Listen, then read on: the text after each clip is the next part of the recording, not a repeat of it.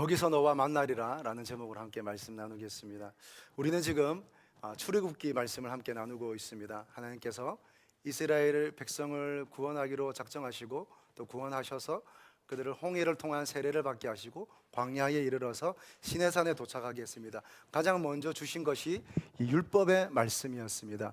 그 공동체와 함께 어떻게 살아야 하는지, 하나님을 어떻게 경외하며 살아야 하는지 율법의 말씀을 주셨고, 두 번째로 주시는 것이 오늘부터 시작되는 말씀입니다. 성막에 관한 말씀입니다. 이 성막 안에서 하나님을 어떻게 예배하고 어떻게 하나님 앞으로 나아가는지에 대해서 오늘 말씀하고 있습니다. 율법이 소프트웨어라면 성막은 하드웨어입니다. 성막이 하드웨어라면 율법은 소프트웨어입니다. 구원받은 백성, 구원받은 하나님의 백성들이 어떻게 살아가는가, 그것은 율법의 말씀을 통해서 하나님을 사랑하고 이웃을 사랑하고 그 성막을 통해서 죄된 인간이 하나님 앞으로 나아가 거룩함을 입는 길이 되겠습니다. 오늘 그 중에서도 특별히 지성소, 성소, 그리고 언약궤에 대한 말씀을 나누려고 합니다. 오늘은 언약궤에 대한 말씀입니다. 여러분은 여러분을 어떻게 생각하십니까? 여러분을 어떻게 규정하시고 어떻게 여기고 계십니까? 그리고 자신 안에 어떤 것들을 담고 있습니까? 자기 자신을 어떤 사람이라고 인식하느냐에 따라서 자기가 자기 안에 내재하는 것이 달라지는 것입니다. 여러분, 러시아의 유명한 작가 레프 톨스토이가 쓴 사람은 무엇으로 사는가라는 책을 보면 결국 사람은 타인에 대한 선과 사랑으로 산다, 그렇게 말을 하고 있습니다. 그 사랑으로, 서로를 향한 이타적 사랑으로 가득할 때 세상은 평화로운 세상이 된다, 그렇게 메시지를 전하고 있습니다. 예수님은 좀 다른 얘기를 하셨어요. 예수님은 어떤 얘기를 하셨냐면, 예수님은 선한 사람은 그 쌓은 선에서 선한 것을 내고 악한 사람은 그 쌓은 악에서 악한 것을 낸다라고 예수님 말씀하셨습니다. 첫째는 내가 누구인지 인식해야 내 안에 내재하는 것들이 달라지겠지요. 그리고 내 안에 쌓고 내재하는 것에 따라서 나의 밖으로 나오는 것이 달라지는 겁니다. 사람이 쌓은 선에서 선한 것을 내고 사람이 그 쌓은 악에서 악한 것을 내게 되어 있습니다. 사랑하는 여러분, 축복합니다. 여러분 안에서 모든 악한 것, 상처, 더러움, 분노, 그리고 미움, 다툼, 그 모든 것들이 사라지길 축복합니다. 아멘이시죠? 네. 자, 오늘은 증거궤에 대한 말씀을 함께 나누도록 하겠습니다. 성막의 중요한 내용과 의미를 살펴볼 텐데, 증거궤입니다. 오늘 말씀해 보니까 이 네모난 상자, 이 궤짝을 증거궤라고 말씀하고 있습니다. 증거궤, 이름은 증거궤. 왜냐하면 하나님이 이스라엘 백성에게 임재하시는 증거가 된다고 해서 증거궤입니다. 그리고 이 궤를 덮는 뚜껑이 있습니다. 그 뚜껑 위에는 그룹이 날개를 펴서 있는데요, 그 판을 뭐라고 하냐면 증거판이라고 얘기를 합니다. 대제사장이 1년에 한 번 지성소로 들어가서 어린 양의 피를 가지고 그 그룹 위에 뿌릴 때에 그 피가 흘러서 그 증거판 위에 있게 될 때에 하나님이 내가 거기서 너와 만나겠다라고 말씀을 하십니다. 그래서 하나님의 임재, 하나님의 만남, 하나님의 함께 하심에 대한 그 증거가 된다고 해서 증거판입니다. 또 하나, 율법의 말씀이 들어가 있다고 해서 법궤라고 이야기를 합니다. 또 하나 더 있습니다. 이 법, 그리고 하나님이 임재하신다는 것은 곧 뭐냐면 언약이기 때문에, 그래서 이 법궤를, 이 증거궤를 언약궤라고 그렇게도 얘기를 합니다. 언약은 무엇이냐면 여호와께서 우리의 하나님이 되고, 다시 말해서 여호와께서 우리의 유일하신 신이 되고 하나님이 되고, 우리는 그분의 백성, 그분의 다스림을 받는 존재가 된다. 그것을 서로 약속하는 겁니다. 그리고 하나님은, 여호와는 우리의 하나님이 되셔서 우리를 지키시고 보호하시고 때로는 우리를 심판하시고, 우리는 그의 백성이 되어서 그분의 말씀에 따르고 또 그분이 거룩하신 것 같이 우리도 계속해서 거룩하여지기로 약속하는 겁니다. 그것을 행하여 주시는 분은, 그것의 주체는 바로 하나님이신 겁니다. 자, 오늘 말씀해 보니까 여러분 10절의 말씀 한번 보십시오. 10절의 말씀 여러분 주보에 가지고 계실 텐데 같이 다시 한번 보겠습니다.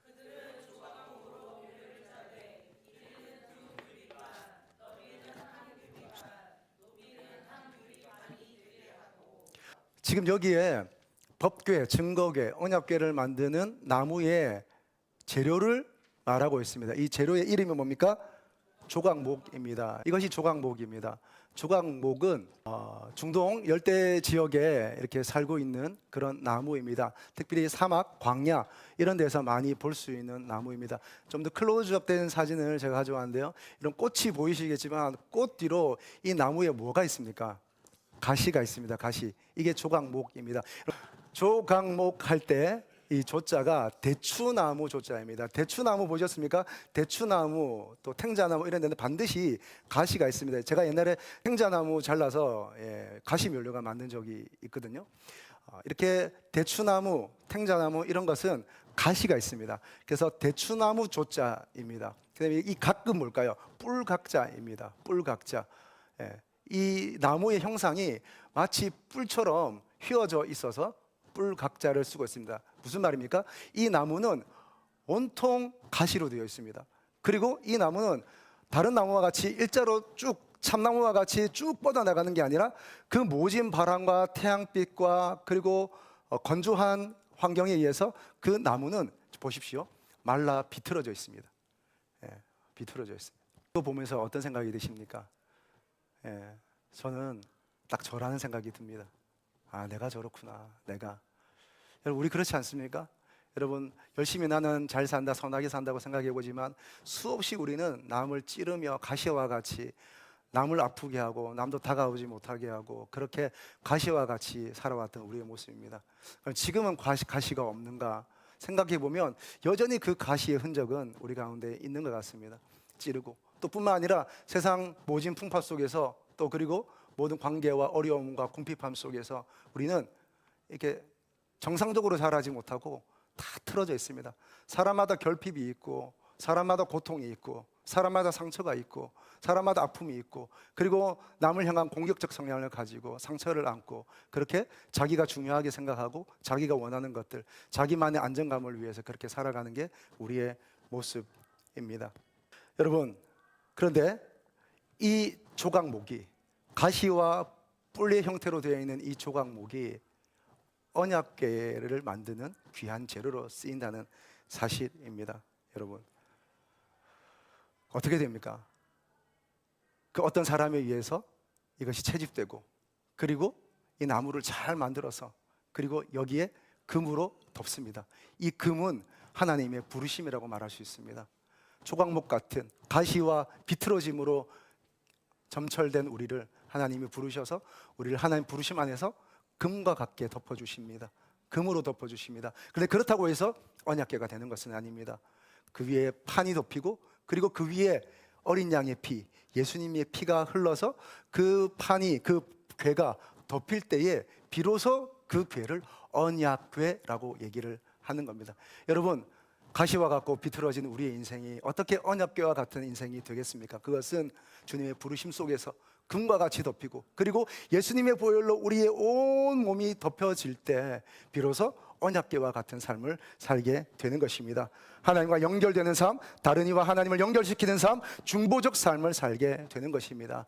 태어난 아기는 뱃속에 있는 태와와는 완전히 다른 삶을 살게 되는 것입니다. 임관을 받은 장교, 장군은 병사와는 확연히 다른 영향력을 끼치게 됩니다. 거듭난 사람에게는 하나님의 나라가 시작이 되고 과거의 묶임에서 벗어나 새로운 사람, 언약궤와 같은 삶을 살게 됩니다. 할렐루야. 여러분, 이 은혜가 저와 여러분에게 분명하고 선명하기를 축복합니다. 여러분, 이제는 우리는 조각목 같은 삶이 아닙니다. 언약궤 같은 삶입니다. 하나님 우리를 그 안으로 부르시고 예수님의 보혈로 덮어주셨습니다.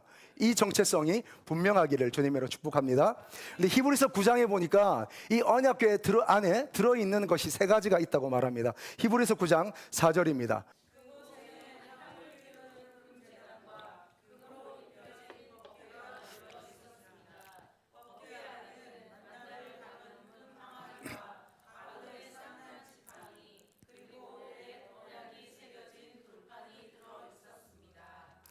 아멘. 오늘 조각목 같은 우리가 주님의 부르심과 그 보혈의 덮으심으로 말미암아 우리가 언약궤 같은 삶을 산다고 할 때에 우리 안에 내재되어야 되는 것이 있습니다. 그것은 무엇일까요? 첫 번째, 계명을 쓴 두 돌판이 우리 가운데 있어야 됩니다.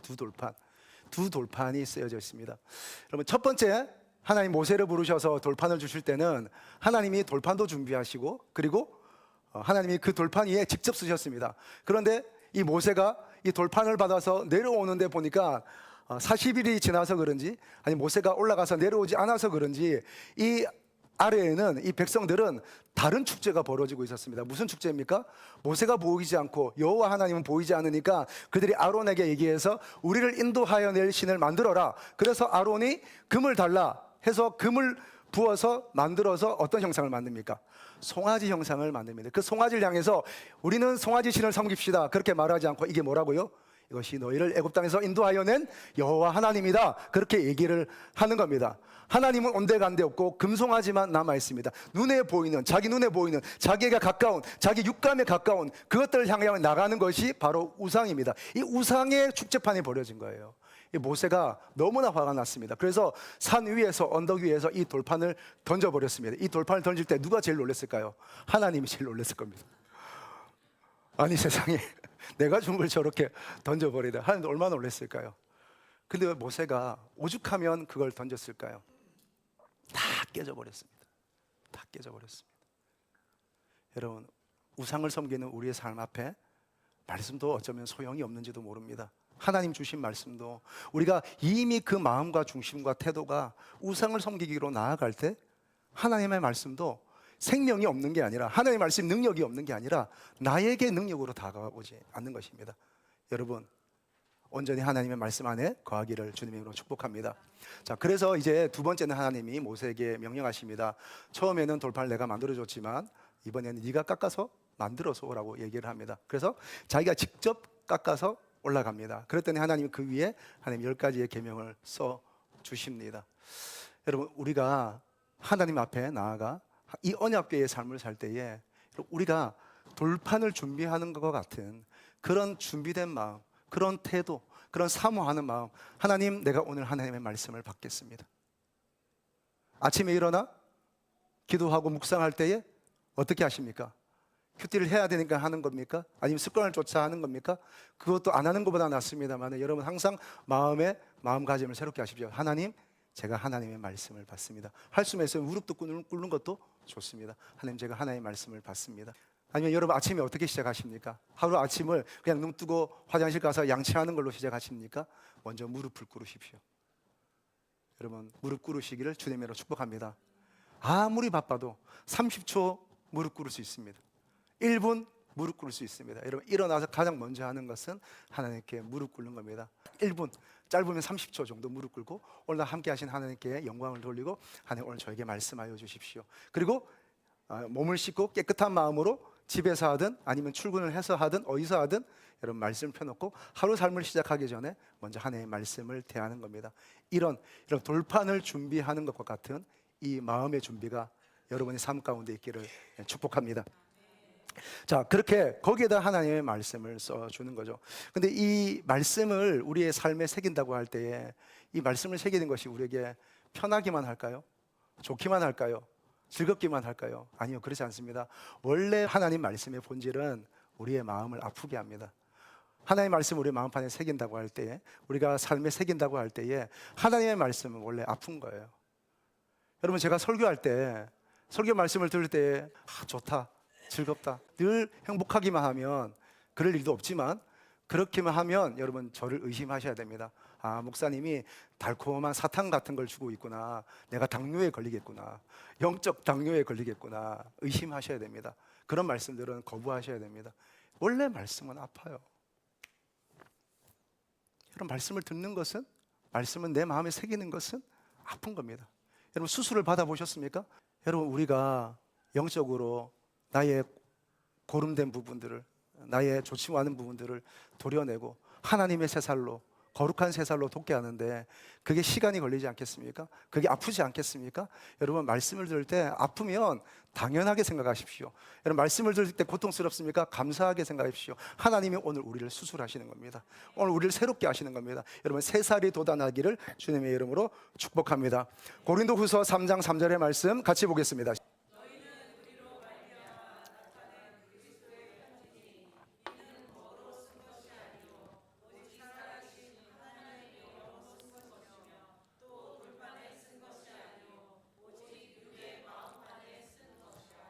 아멘. 돌판이 쓴 게 아니랍니다. 영이 쓴 거랍니다. 마음에 쓴 거라고 합니다. 여러분, 여러분에게 하나님의 말씀은 어디에 있습니까? 성경 안에 있습니까? 목사님의 설교 속에 있습니까? 여러분, 여러분에게 말씀은 지나가는 게 크리스찬 사업가가 운영하는 카페 한쪽 액자나 아니면 레터링에 있습니까? 여러분에게 하나님의 말씀은 어디 있습니까? 여러분의 몸 안에 있습니까? 마음 속에 있습니까? 여러분의 삶 속에 그 말씀이 계속해서 새겨지고 있습니까? 여러분, 이 삶을 살 때 우리는 은혜를 얻게 되는 겁니다. 마태복음 7장 24절 25절 이 축복의 말씀 같이 읽겠습니다. 내 말을 듣고 그대로 행하는 사람은 바위 위에 집을 지은 지혜로운 사람과 같다. 비가 내리고 홍수가 나고 바람이 불어 그 집에 몰아쳐도 그 집은 무너지지 않는다. 왜냐하면 그 집은 바위 위에 지어졌기. 하나님의 말씀을 내 마음에 새기는 것, 내 삶에 새기는 것 아픕니다. 아플 수밖에 없습니다. 고통스럽습니다. 내 본성과 위배되는 것입니다. 내가 원하는 것과 다른 것입니다. 그러나 묵묵히 감사함으로 인내함으로 하나님의 말씀을 받아서 내 삶에 새길 때에 여러분 기뻐하십시오. 반석 위에 집을 짓는 것입니다. 창수가 나고 비바람이 몰아쳐도 넘어지지 않는 것입니다. 여러분, 여러분의 삶의 집을 어디에 짓겠습니까? 편하고 좋은 대로 빨리 속도감 있게 모래 위에 지으시겠습니까? 아니면 좀 힘들고 고통스럽고 아프지만 시간이 걸리지만 하나님의 말씀 위에 세우시겠습니까? 여러분, 여러분 삶이 하나님의 말씀 위에 서기를 축복합니다. 그러기 위해서는 새겨야 돼요. 돌판에 하나님의 불과 같은 말씀으로 새기는 것처럼 여러분의 말씀이 새겨져야 되지 않겠습니까? 여러분 인생에 새겨져야 되지 않겠습니까? 여러분의 가정에 말씀의 흔적이 있어야 되지 않겠습니까? 그리스도의 흔적이 있어야 되지 않겠습니까? 그렇게 할 때에 여러분 우리는 견고한 반석 위에 서는 줄로 믿습니다. 나의 구원을 하나님의 말씀 위에 두기 때문에 우리는 구원이 흔들리지 않습니다. 나의 행위를 하나님 말씀 위에 두면 유혹과 시험에서도 승리하게 됩니다. 나의 모든 가치관을 말씀에 기준하면 그 말씀으로 말미암아 판단할 수 있고 분별할 수 있습니다. 이 은혜가 있기를 축복합니다. 두 번째는요, 만나 항아리입니다. 만나 항아리. 이 만나를 담은 항아리가 여기에 있습니다. 이스라엘 백성이 출애굽에 하여 광야를 걸어갈 때에 먹을 것이 없는 거예요. 이동 중에 있으니 농사를 지을 수도 없고 그 광야에서 무슨 채집 수렵을 할 수도 없고 한들 그냥 두더지 같은 것들 몇 마리일 뿐이니 어떻게 양식을 조달하겠습니까? 하나님께서 만나를 내려주십니다. 만나를. 그 만나를 잘 아시는 것처럼 그 만나는 한 번 걷어서 일주일 먹는 게 아니라 매일 아침에 나아가서 그 만나를 거둬야 됩니다. 그 만나를 매일 아침마다 매일 하루도 빠지지 않고 거둬야 됩니다. 단 한 번 안식일 전날만 이틀치를 걷어서 안식일까지 먹게 되어 있습니다. 그 외에는 거둔 것을 그 다음 날까지 두게 되면 냄새가 나고 썩고 벌레가 들끓게 되는 것입니다. 여러분, 많은 분들이 이 만나를 말씀으로 생각하지만 저는 당연히 이 말씀과 함께 저는 이렇게 좀 말씀드리고 싶어요. 매일 주님과의 만남입니다. 단순한 말씀이다가 아니라 그 말씀이라고 얘기할 때는 우리가 좀 멀리 느껴지는 것 같아요. 결국 이 만나 항아리는 뭘 뜻하느냐? 그들이 매일 만나를 얻기 위하여 나아갔던 것처럼 그 광야를 나아갔던 것처럼 그 광야에서 매일 그들에게 부어주시는 하나님의 만나를 얻고 그 속에서 오늘 나에게 공급하시는 하나님을 만났던 것처럼 매일매일 하나님 앞으로 나아가서 하나님과 만나는 것입니다. 여러분이 잘 아는 어떤 소설 큰 바위 얼굴 여러분 잘 아실 텐데요. 나다니엘 호손이라는 사람이 이 소설을 썼습니다. 여러분 주홍글씨라는 책을 써서 노벨 물리학상을 받은 사람입니다. 나다니엘 호손입니다. 여러분 제가 중학교 때 이 나다니엘 호손의 이 큰 바위 얼굴이 영어책에 전문으로 다 실려 있었습니다. 지금도 기억하는데요. 내용은 이렇습니다. 이 어니스트라는 사람이 어릴 때 태어나서 큰 바위 위에 큰 얼굴 조각 형태의 얼굴을 보게 됩니다. 그러면서 이 어머니께 전설을 듣습니다. 언젠가는 이 큰 바위 얼굴과 닮은 사람이 나타나서 우리를 정치적으로 잘 인도하는 지도자가 될 거라는 얘기를 듣습니다. 근데 이 어니스트가 매일같이 산에 올라가서 이 큰 바위 얼굴을 쳐다보면서 그런 사람은 어떤 사람일까? 이 사람이 그 사람일까? 저 사람이 그 사람일까? 생각하면서 이 큰 바위 얼굴을 기다리게 됩니다. 근데 세 사람의 정도가 나오는데요. 한 사람은 게더 골드라고 하는 이름도 게더 골드 금을 모으는 사람입니다. 이런 이름의 부자가 나타납니다. 그런데 그도 아니었습니다. 블러드 앤 썬더라는 장군도 아니었습니다. 그 다음에 스토니 피즈라는 연설가가 나타나는데 이 사람도 인품은 아니었습니다. 도대체 누가 이 큰 바위 얼굴과 닮은 사람이어서 우리를 이끌어가는 지도자가 될까 하는 중에 어느 날 이 어니스트의 설교를 듣던 어떤 사람이 얘기합니다. 저 사람이 큰 바위 얼굴과 닮았지 않습니까? 그리고 이 사람이 이 어니스트가 그 지역을 이끄는 지도자가 됩니다. 매일 큰 바위 얼굴을 향하여 가까이 가서 그 큰 바위 얼굴을 보고 큰 바위 얼굴을 묵상하고 그 큰 바위 얼굴이 가져야 한다고 말하는 그 도덕성을 생각했더니 결국 그가 그 큰 바위 얼굴과 비슷한 사람이 되었다는 소설입니다, 여러분. 소설. 이것이 진짜인지 가짜인지 실제로 그런 일이 있는지 없는지는 우리는 알 수 없습니다. 그러나 세상 만사를 돌아보면 꼭 거짓말은 아닌 것 같습니다. 우리가 누구를 좋아하고 누구를 흠모하면 그 사람을 닮아가는 거죠. 우리는 다릅니까? 우리도 누가 좋아하는 사람을 자꾸 닮아가지 않습니까? 여러분, 소설 속에서도 누구를 매일같이 만나고 그를 묵상하면 그를 닮아간다고 하는데, 우리의 삶에서도 어떤 유명한 사람들을 좋아하면 닮아가는데, 하물며 여러분, 살아계신 하나님을 매일 만나고 그분의 음성을 듣고 그분과 동행하는 삶이 그분을 닮아가지 않겠습니까? 그럼 그분을 닮아가게 되는 겁니다. 그러면 오늘 만나 항아리가 그 언약궤 안에 있다는 것은 언약궤와 같은 내가, 조각목같이 늘 찌르고 다니는 내가 이 하나님의 은혜와 주님의 보혈로 말미암아 언약궤가 되었는데, 이 안에는 그냥 비어있는 상태가 아니라 하나님과의 매일의 만남이 있어야 하는 거죠. 이 은혜가 있기를 축복합니다. 여러분, 매일 기도하세요. 매일 하나님과 만나세요. 그리고 여러분, 할 수만 있으면 여기 와서 성전에서 기도하세요. 와서 하루에 잠깐이라도, 30분이라도 1시간이라도 와서 머물러 있다가 기도하다가 가십시오. 성전에 와서 기도하는 것 하나님이 기뻐하시고 하나님이 만나주실 줄로 믿습니다. 그래서 다윗은 이런 얘기를 했습니다. 시편 27편 4절의 말씀입니다.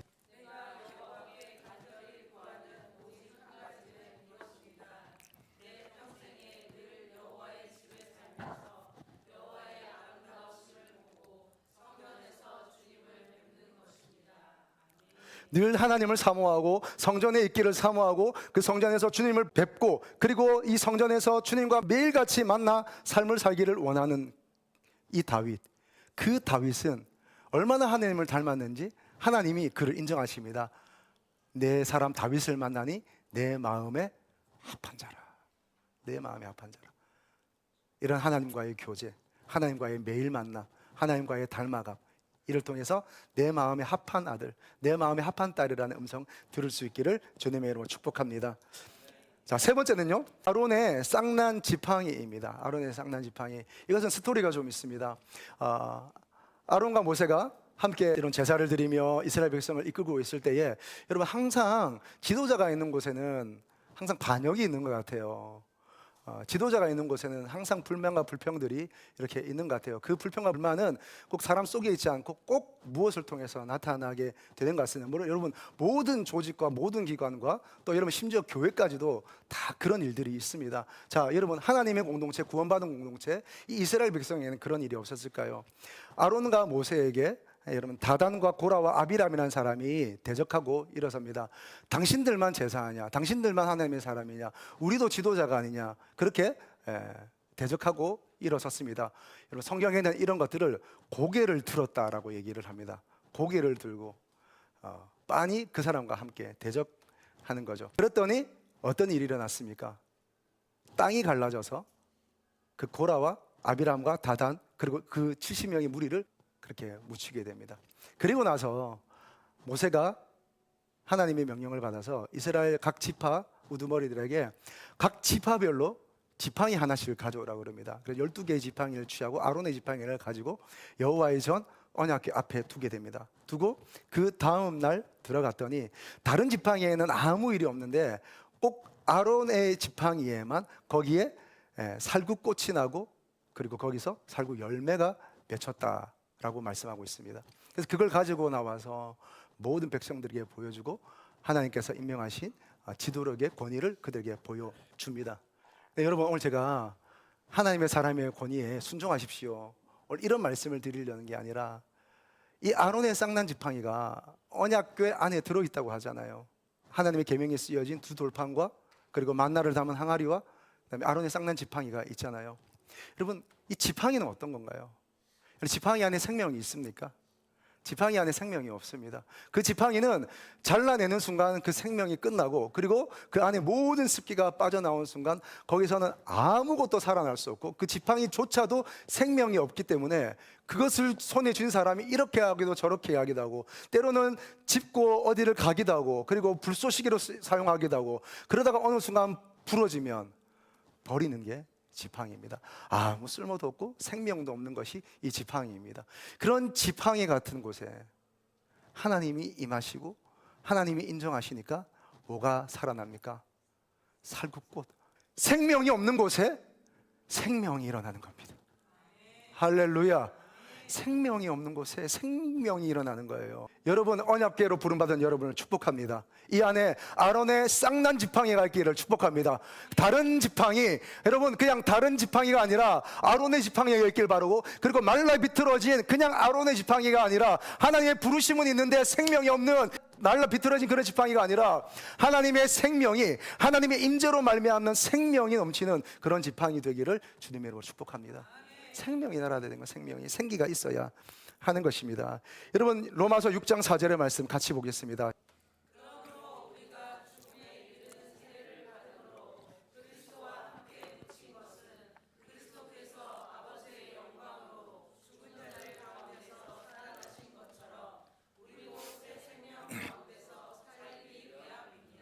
아멘. 여러분, 우리가 예수님 안에서 부름받은 건 뭡니까? 제가 진짜 이걸 반대로 얘기하는 것 같아서 때로는 주님께 좀 죄송할 때도 있지만, 그러나 너무 강조해야 되기 때문에. 왜냐하면 여러분, 한국교회 안에 복음이란, 한국교회 안에 예수님이란, 한국교회 안에 부르심이란 다 예수 믿고 천당 가는 거예요. 그리고 예수 믿고 복 받는 거예요. 여러분, 그래도 여러분은 예전에 우리 부모님 세대보다 그래도 조금 젊은 세대여서 이제 꼭 그렇지만 않은 것, 이제는 들어서 이제 배워서 아시지만 아직도 우리 안에는 그런 DNA가 있어요. 예수 믿고 천당 가는 게 우리에게 너무 큰 거예요. 그게 다예요. 그거 빼고 복음을 얘기할 수 없는 거예요. 그러나 여러분, 그것 말고 오늘 우리가 예수님을 믿고 예수 안에서 조각목 같은 그런 가시덩어리와, 그리고 비틀어진 내 인생이 예수님의 그 부르심과 보혈로 말미암아 언약궤 같은 삶을 산다는 것은 그 안에 말라 비틀어진 지팡이가 아니라 아론의 쌍난 지팡이, 하나님이 인정하시고 임재하여 생명이 솟아나는 그 지팡이가 있는 거예요. 그거는 새 생명 가운데 우리가 살게 되는 것입니다. 할렐루야. 죽어서 천당 가는 게 아니라 여기서는 그냥 고통 가운데, 고난 가운데 살다가 그냥 거기서야 겨우 생명을 얻는 게 아니라, 여러분, 바울은 이렇게 얘기하잖아요. 보세요. 새 생명 가운데 살기 위함이라. 새 생명 가운데 오늘 사는 거예요. 새 생명 가운데 지금 사는 거예요.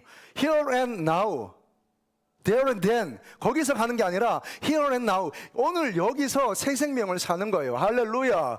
이 새 생명의 삶을 누리길 축복합니다. 이 새 생명을 사는 거예요. 오늘 내가 생기 있는 삶을 사는 겁니다. 오늘 내가 생명 있는 삶을 사는 겁니다. 오늘 내가 기쁨 가운데 사는 거예요. 오늘 내가 주님과 동행하는 삶을 사는 거예요. 오늘 내가 뭔가 매이지 않고 두려워하지 않고 하나님께서 나에게 주신 것을 누리며 담대하게 뭔가를 하기 시작하고, 담대하게 한 걸음 앞으로 나가고, 예전엔 두려워서 아무것도 못하고 두려워서 이거 꽁꽁 싸매고 있던 내가, 상처 때문에 뭔가 관계를 맺어갈 수 없었던 내가, 하나님의 은혜 가운데 내가 언약궤의 사람이 되어서 누군가를 예수님과 연결시키는 그런 한 걸음 더 나가게 되는 거죠. 하나, 예수님의 생명을 누린다는 것은 두려워서 상처 때문에 아무것도 하지 못하던 내가 변화를 받아 새로운 삶을 살게 되는 겁니다. 결단을 하게 되고, 비전을 향하여 나아가게 되고, 진정한 사랑을 하기 시작하고, 나조차 사랑할 수 없었던 내가 나를 사랑하기 시작하고, 얼마든지 나를 내어주고, 그래도 하나님이 다 채워주시니 내 것으로 하는 게 아니라 하나님 것으로 한다 믿으며 얼마든지 섬겨 나가는 사람, 그런 사람이 오늘 이 쌍난 지팡이를 가지고 있는 사람입니다. 가시덩어리, 그리고 그 열대와 뜨거움과 사막 광야 속에서 겨우 살아남기 위해서 비틀어진 그 조각목, 그 조각목이 성령의 충만한 부살렐과 오홀리압의 손에 채취되어서, 그리고 금으로 싸듯이 하나님의 거룩한 놀라운 부르심에 쌓이게 되고, 그리고 거기서 끝나지 않고 예수님의 보혈이 그 위에서 흘러내려서 비로소 언약궤가 되었습니다. 우리의 삶도 마찬가지입니다. 털 찌르고 늘 공격하고 고슴도치와 같이 늘 웅크리고 앉아서 누가 가까이만 오면 그 가시를 뾰족뾰족 세웠던 우리가 그 가시 잘라지고 그리고 그 나무가 새로운 예술 작품이 되어서 괴가 만들어지게 됩니다. 근데 여러분, 그 거룩하게 만들어진 금으로 쌓여진 언약궤, 그 뚜껑을 열었더니 아무것도 없어요. 예수님의 보혈도 흐르고 하나님의 금과 같은 부르심도 있고 그리고 더 이상 가시도 없고 그리고 더 이상 비틀어져 있던 그런 모양도 이제는 없는데, 분명히 부르심과 구원은 분명한데 그 뚜껑을 열었더니 아무것도 없어요. 아무것도 없어. 돌판도 없고 만나 항아리도 없고 쌍난 지팡이도 없어요. 있었던 흔적은 있는 것 같은데 아무것도 없어요. 성경 그것을 언약궤라고 말하지 않습니다. 언약궤 닮은 것이고 언약궤로 쓰임은 받았겠으나 더 이상 그것을 언약궤라고 말하지 않습니다. 여러분, 그 언약궤 안에는 오늘 히브리서의 말씀과 같이 세 가지가 있어야 합니다. 하나님께서 우리의 삶에 쓰어주신, 정말 내가 직접 갈아서 만들어가지고 나아간 그 태도의 돌판, 그리고 그 위에 써주신 하나님의 말씀, 삶에 쓰여진 그리스도의 흔적, 그것들이 우리 삶과 우리 마음에 있어야 하지 않겠습니까? 여러분, 하나님과 매일 만나는, 그냥 지난번에 만났던, 어제 만났던, 일주일 전에 만난, 예전에 만난, 예수님 믿을 때 세례 받을 때 만났던 그 하나님이 아니라 매일같이 만나서 이 부족한 내가 예수님 닮아가고 있는 그 일이 날마다 일어나야 되지 않겠습니까? 이렇게 되기를 축복합니다. 뿐만 아니라 정말 생명 없는 내가, 생기라고도 없는 내가, 말라 비틀어진 지팡이 같은 내가 하나님의 임재 속에서, 하나님의 은혜와 영광 속에서 그 안에 나의 어디 부분에서 하나님의 생명이 나타나고 그렇게 생기 있는 삶이 되고, 기쁨이 없었던, 늘 두렵고 우울했던 내가 예수님 때문에 기뻐하고 하나님의 말씀으로 즐거워하고 예배하는 것이 그렇게 기쁘고. 여러분, 구원받은 사람의 특징은 예배를 즐거워하는 것입니다. 예배 싫어하는 사람이 구원받았다 말할 수 없는 거예요. 저는 이런 거 많이 들었습니다. 그래서 저는 하나님 사랑합니다. 우리 애는 그래도 하나님 살아계신지 믿어요. 그래, 하나님 믿어요. 그래서 저는 봅니다. 예배를 좋아하는지, 예배를 기뻐하는지. 구원받은 사람은, 하나님을 믿는 사람은 예배를 기뻐하게 됩니다. 그 예배 가운데 임하시는 하나님의 그 생명력 너무 사모하는 거예요. 그러니까 생명력이 흔적이 있습니다. 생기가 살아납니다. 웃음이 있습니다. 기쁨이 있습니다. 어려움과 고난 속에 있지만 내 안에 그 배에서 생수가 흘러나서 날마다 그 생수가 흘러넘치는 사람입니다. 성령의 강함으로 들어가서 성령께서 나를 움직이시도록 자기를 내어드리고 맡기는 사람입니다. 할렐루야. 여러분, 이 은혜가 있기를 축복합니다. 이 은혜가 있기를 축복합니다. 하나님 우리를 이렇게 부르셨어요. 그런데 이렇게 살기는 쉽지 않습니다. 내가 이런 삶을 살기는 쉽지 않습니다. 그러나 우리에게 소망은 뭡니까? 성령 하나님이 우리와 함께 계셔서 오늘 우리를 이렇게 살게 하십니다. 할렐루야. 하나님은 우리를 부르시고, 예수님은 예수님의 피로 우리를 덮으시고, 성령님은 이렇게 연약한 언약궤로 불러주셨지만 그 안에 텅 빈 삶을 살 수밖에 없을 것 같은 내 삶 가운데 하나님의 생명과 은혜와 만남과 말씀으로 채워주십니다. 할렐루야. 그래서 여러분, 소망이 있습니다. 하나님, 성령님 의지하고 성령님과 함께 나가십시오. 그렇게 주님, 성령님, 저는 부족합니다. 내 안에 주의 말씀으로, 주님의 임재로, 주님의 만남으로, 주님의 생명으로 채워 주옵소서. 그렇게 기도할 때에 하나님께서 은혜 주실 줄로 믿습니다. 이렇게 사는 저와 여러분 되기를 축복합니다. 여러분, 이 소망을 사모하지 않겠습니까? 여러분, 이 삶으로 한 걸음 더 나아가지 않으시겠습니까? 이런 은혜와 생명이 충만한 저와 여러분 되기를 축복합니다.